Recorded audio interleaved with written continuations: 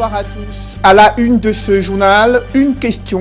À la une de ce journal, où sont passées les listes des candidatures pour les élections législatives et municipales prévues le 9 février 2020.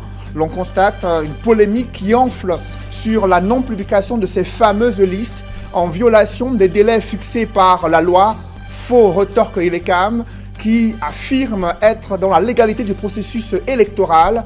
Pour autant, l'inquiétude se dessine sur le visage de certains leaders de l'opposition inquiets de la non-publication des listes des candidatures retenues pour ces élections législatives et municipales. Vous les écouterez en ouverture de ce journal. Les mesures préparatoires à la fin du contrat de concession du terminal à conteneurs suscitent inquiétude et espoir au port autonome de Douala. Cette structure envisage la mise en place d'une régie déléguée pour le service portuaire. Et que deviendra le groupe Bolloré et sa filiale DIT? Le sujet a-t-il été abordé lors de l'entretien entre l'ambassadeur de France au Cameroun et le président de la République qui se sont rencontrés au palais de l'Unité ce mardi à Yaoundé?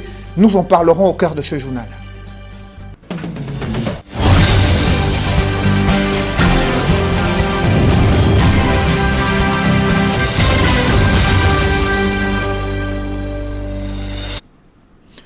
Merci de suivre cette édition complète de l'information sur Equinox Télévision. Après la session de plein droit du Conseil électoral, les Camerounais s'attendaient à la publication des listes des candidatures retenues pour les élections législatives municipales telles que le prévoit le Code électoral. À la surprise générale, ce sont les listes des partis politiques qui ont été rendues publiques par le président du Conseil électoral. Du coup, une alerte donnée par l'avocat Christian Timba Mbomo a mis en avant une violation des délais fixés par le Code électoral pour la publication des listes des candidats retenus pour ce double scrutin. Et les CAM retorquent qu'elle est encore dans les délais prescrits par la loi. Une interprétation que ne partagent pas certains partis politiques de l'opposition inquiets pour cette non-publication des listes des candidats retenus pour cette compétition électorale. Ils réagissent dans ce reportage que signe Sylvestre Hippolyte Zangao. Pour Maître Christian Timbane Mbomo, le conseil électoral d'Elecam devait publier les listes des candidats retenus pour les municipales et les législatives du 9 février 2020 et non les statistiques des partis politiques. Cet avocat dont la réputation est connue affirme que le conseil électoral a ainsi violé l'article 187 du code électoral. Depuis, cette sortie enflamme les débats. Rendu à la délégation régionale d'Elecam dans le littoral pour savoir ce qu'en pense le patron des lieux, Emmanuel Kwadika affirme que c'est un faux débat. L'élection des députés et des conseillers municipaux est une élection à liste. Ici, les candidatures ne sont pas individuelles. Et donc, ne s'affrontent pas des individus, mais des listes. À partir de là, comment peut-on concevoir que lorsqu'on publie les listes des candidats, qu'on se retrouve à publier les noms des individus? C'est pour cela que quand le président du conseil électoral publie, il vous dit à Douala premier s'affronteront la liste telle contre la liste telle. Ce n'est pas les individus tels contre les individus tels. C'est un faux débat qui est ouvert. Militant du SDF, Carlos Ngwalem, affirme que la polémique existera toujours tant que les partis politiques ne seront pas associés à la validation des candidatures. Aujourd'hui, nous n'avons pas la garantie de l'équité de l'Elecam, tout simplement parce que les partis politiques et la société civile ne participent pas à la validation de toutes ces candidatures. Par exemple, personne n'est en mesure de savoir quelle est la qualité des listes qui ont été déposées à Elecam, qui ont été validées. En tout cas, donc c'est Elecam seul qui sait ce qui s'est passé. Au RDPC, Charles Elisan soutient qu'au lieu de faire des procès à Elecam, les partis politiques gagneraient à éduquer leurs militants. C'est à nous d'éduquer nos partis politiques, nos militants, et c'est à nous de savoir que non, à un moment donné, il faut qu'on ait soit la casquette de l'avocat, soit la casquette du militant d'un parti. Même techniquement, c'était impossible de lire 360 listes fois le nombre de partis retenus par ces concessions. Cependant, d'un camp comme de l'autre, après la publication des listes par le conseil électoral, l'heure est désormais la mobilisation jusqu'au jour du scrutin. C'est lorsque la liste est publiée officiellement par Elecam que vous êtes officiellement candidat. Donc, je suis officiellement candidat. Maintenant que cette étape est passée, Il faut maintenant travailler sur le projet communal. En tant que militant d'un parti républicain, nous sommes, disons, heureux de cette issue de la lecture hier par l'ECAM, instance organisatrice de ces élections, de la liste des différents partis qui seront en compétition pour le double scrutin qui arrive, et nous restons sereins. Il ne reste donc plus qu'à attendre la publication du communiqué de presse sous la forme d'une résolution pour ouvrir le contentieux préélectoral. Il faut noter que selon ce que prévoit l'alinéa 2 de l'article 189 du Code électoral, les contestations ou réclamations sont faites sur simple requête dans un délai maximum de 5 jours suivant la publication de la liste des candidats. La mise à l'écart de toutes les listes de l'UPC est une douche froide. L'Union des populations du Cameroun dénonce une situation d'illégalité entretenue en son sein et assure qu'elle compte se pourvoir devant le Conseil constitutionnel. Et le parti de Paul Rikingue qui vient d'émettre de sérieuses réserves sur l'approbation de la liste RDPC pour les élections municipales dans la commune de Dibombari. Selon le MPCN, cette liste a été complétée 6 jours après la clôture du dépôt des dossiers de candidature. Dans une correspondance adressée au Conseil électoral, le MPCN déplore le fait que le Conseil électoral n'ait publié aucune liste des candidats retenus pour ce scrutin, ces élections législatives et municipales, conformément à l'article 187 du Code électoral. Le président national du MPCN, Paul Rikingue, menace d'ouvrir un contentieux pour l'annulation de ce scrutin prévu le 9 février 2020. Je vous le disais en titre, le port autonome de Douala envisage la création d'une régie déléguée pour la gestion du terminal à conteneurs. Ceci à 3 semaines de la fin du contrat de concession avec Douala International Terminal, filiale du groupe Bolloré. Cette décision du port autonome de Douala est saluée par certains économistes qui notent une prise de conscience de la part des autorités camerounaises de renationaliser la gestion du port. Cependant, ils émettent des réserves sur les risques de clientélisme et de corruption dans la gestion d'un tel terminal. Une analyse évoquée dans ce reportage que signe Jean-Paul Chouniat. La décision du port autonome de Douala de nationaliser la gestion du terminal à conteneurs nourrit des inquiétudes au sein des acteurs de cette plateforme portuaire et l'opinion nationale. Les économistes parlent de paris risqués dans la mise en place d'une régie qui pourrait devenir à long terme un nid de clientélisme, de favoritisme, de corruption et de détournement de fonds publics. Autant de dérives à même de compromettre l'efficacité et la compétitivité reconnues au port autonome de Douala. Nous souhaitons que les personnes qui vont être chargées, n'est-ce pas, de gérer cet outil-là, désormais fassent preuve de beaucoup de rigueur, beaucoup, n'est-ce pas, de transparence. Au-delà d'un avenir qui pourrait paraître incertain si les exigences de gouvernance et de transparence ne sont pas respectées, les nationalistes saluent à deux mains cette décision osée du top management du port autonome de Douala pour 2 raisons. La première étant sécuritaire.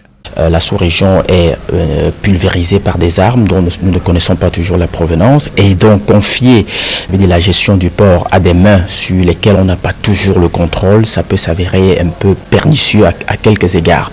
Donc au moins sur ce plan, stratégiquement, c'est salutaire. La deuxième raison est économique. Au regard des recettes que le port autonome de Douala génère à l'État du Cameroun. Si jamais le port est soumis à une gestion rigoureuse et transparente, je vous avoue que c'est un véritable levier de développement sur lequel le Cameroun peut s'appuyer pour résoudre sur le plan structurel un bon nombre de ses problèmes économiques.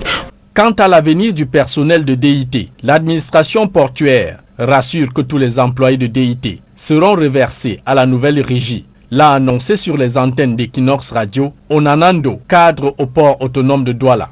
La seule chose que le personnel doit savoir, c'est que contractant désormais avec quelqu'un de nouveau, une nouvelle entreprise, ils vont reprendre à ancienneté 0. Leur ancienneté qui existait déjà dans leur bulletin de paye, on la reporte dans une autre rubrique salariale pour que leur revenu ne bouge pas. Et basta, ils continuent. Et sur cette reprise du terminal à conteneurs qui fait couler beaucoup d'encre, l'opinion souhaite voir les autorités camerounaises renationaliser tous les secteurs stratégiques et névralgiques de notre économie, à savoir l'eau, l'électricité, le chemin de fer et bien d'autres. La gestion du terminal à conteneurs au port autonome de Douala a donc été repris des mains du consortium APM Bolloré. Les gestionnaires de la nouvelle régie seront donc jugés au pied du mur. Début du challenge ce 1er janvier 2020. À 3 semaines de la fin de ce contrat de concession du terminal à conteneurs du port de Douala, le sort du groupe Bolloré et sa filiale DIT est-il scellé? L'avenir de ce groupe au Cameroun, notamment au port autonome de Douala, a-t-il été au cœur des échanges entre l'ambassadeur de France au Cameroun et le président de la République? Officiellement, rien n'a filtré. L'ambassadeur de France, Christophe Guilou, a remis au président du Cameroun un message de remerciement du président Macron pour les efforts déployés par le Cameroun dans la lutte contre le VIH-Sida. Après 90 minutes d'échange, le diplomate français affirme qu'il a abordé les sujets de coopération économique avec le chef de l'État du Cameroun. Il dit être satisfait des assurances obtenues au terme de cet entretien sur la redynamisation des relations bilatérales entre Paris et Yaoundé. Dans ce chapitre économie, la construction de la deuxième phase de l'autoroute Yaoundé-Simalène va coûter 276 milliards de francs CFA. Une convention commerciale a été signée entre le ministre de l'Habitat et une entreprise chinoise des travaux publics. À cette occasion, ce prestataire a fait le point sur les réalisations effectuées dans le cadre de la première phase qui va du quartier Ahala à l'aéroport de Yaoundé-Simalène. Des précisions avec Élisée Bogba et Marcelin Gansop. Plus que 10% des travaux et la section rase campagne de l'autoroute Yaoundé-Simalène sera achevée. En dépit des multiples difficultés qui ont freiné les travaux, l'on est désormais près du but. La section rase campagne étant à 90%, c'est très important maintenant qu'on engage la section urbaine. Et nous avons eu le bonheur de voir le Cameroun éligible en avril. Il s'agissait pour nous donc de saisir cette opportunité, signer ce contrat commercial avec l'entreprise qui est déjà mobilisée, installée sur le terrain et qui est à la phase, je dirais, finale de la section rase campagne pour qu'il n'y ait pas de pause, mais qu'il y ait l'accélération du chantier pour finir la section urbaine. La section urbaine, dont le début des travaux est imminent, couvre une distance de 12,30 km. Elle va du quartier Ahala, dans le 3e arrondissement de Yaoundé, jusqu'au carrefour sous-préfecture Tchinga. À ce jour, toutes les études préalables sont quasiment bouclées. C'est que les études ont été menées par un bureau international. Ces études sont disponibles. L'étude d'impact environnemental déjà disponible. Les études APS disponibles. Et nous avons eu le bonheur d'être éligibles par le gouvernement chinois du fait de l'accord entre le chef de l'État camerounais. Avec son homologue chinois, il s'était accordé à parachever cette autoroute avec la section urbaine. La signature du contrat commercial entre le Cameroun et l'entreprise chinoise balise le chemin en vue de la mobilisation des financements et du démarrage effectif des travaux. Nous remercions Madame la Ministre de pouvoir signer ce contrat parce qu'avec ce contrat commercial, on a fait un démarrage important pour la mise à disposition du financement. En dehors de la voie proprement dite, la section urbaine de l'autoroute Yaoundé-Simalène comporte 10 passerelles et 11 échangeurs. Elle va traverser plusieurs points sensibles de la capitale, tels que la poste centrale, le rond-point Hilton, le carrefour Warda et autres nouvelles routes Bastos. Le projet va coûter la bagatelle de 276 milliards de francs CFA, hors taxes et frais d'expropriation.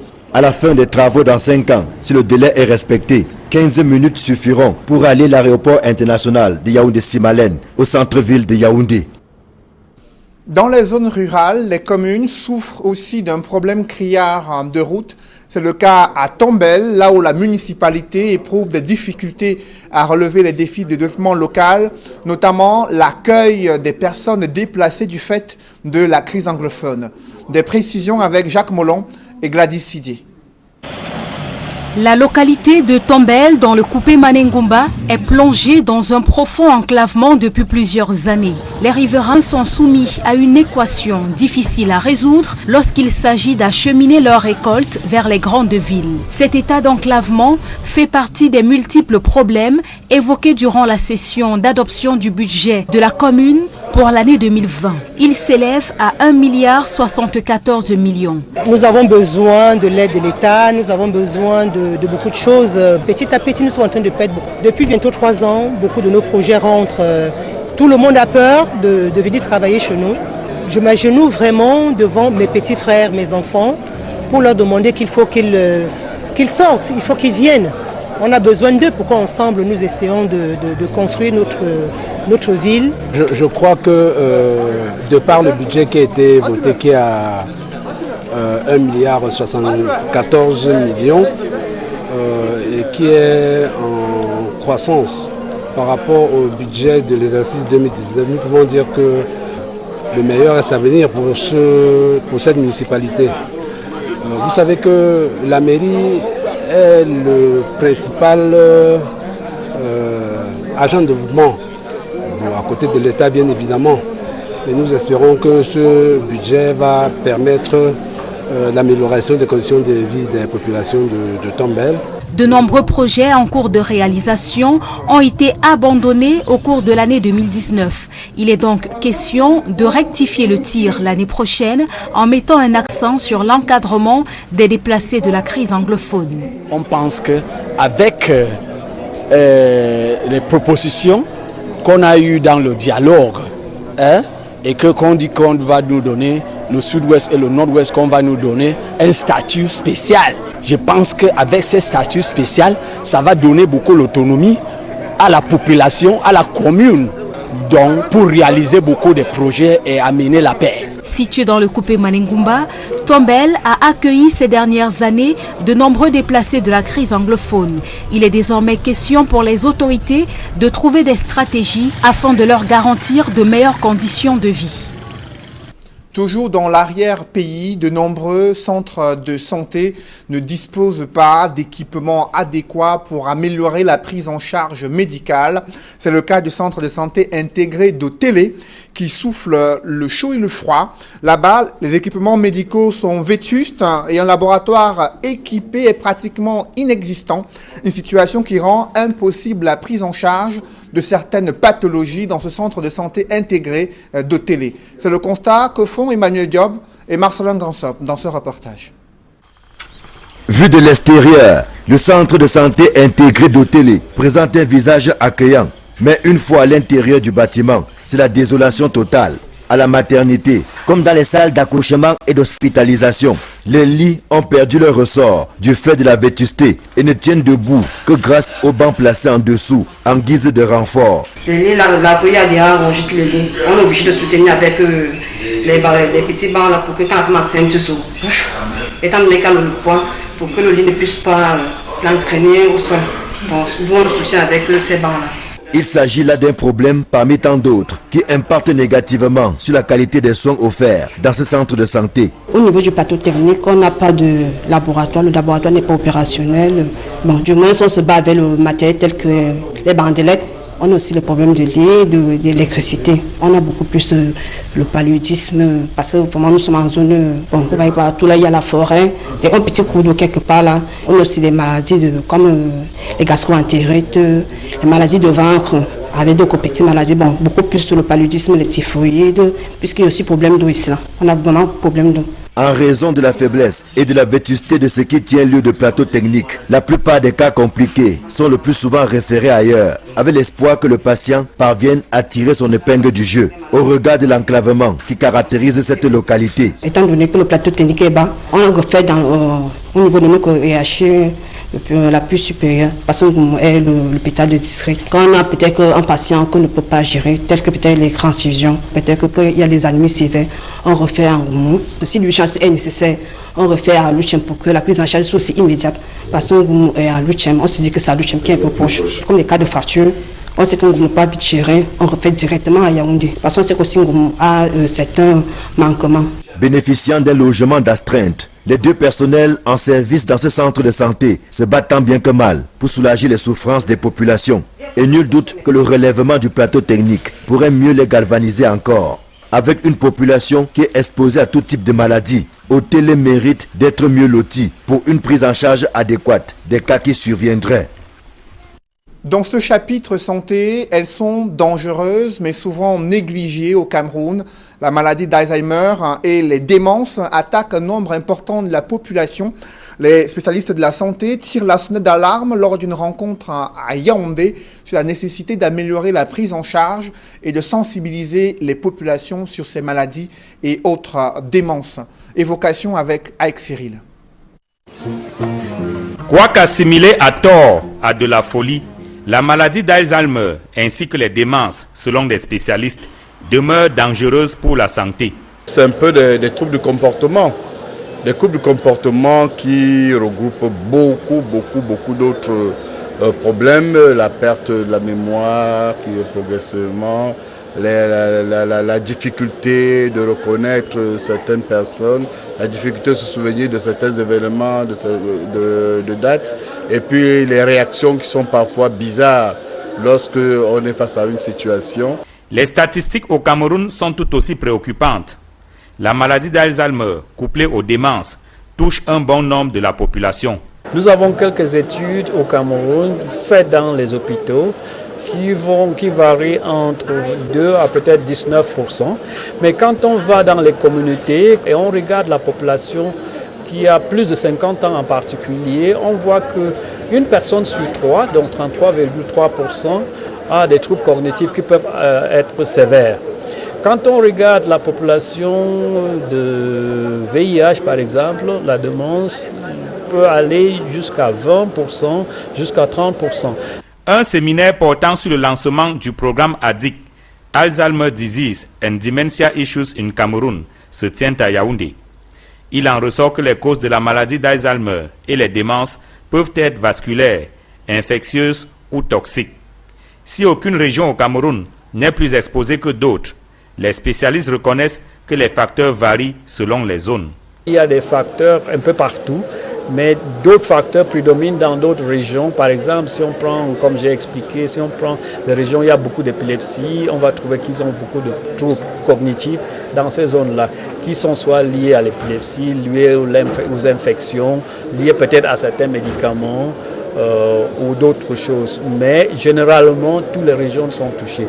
Malgré tout, la maladie d'Alzheimer et les démences restent négligées au Cameroun.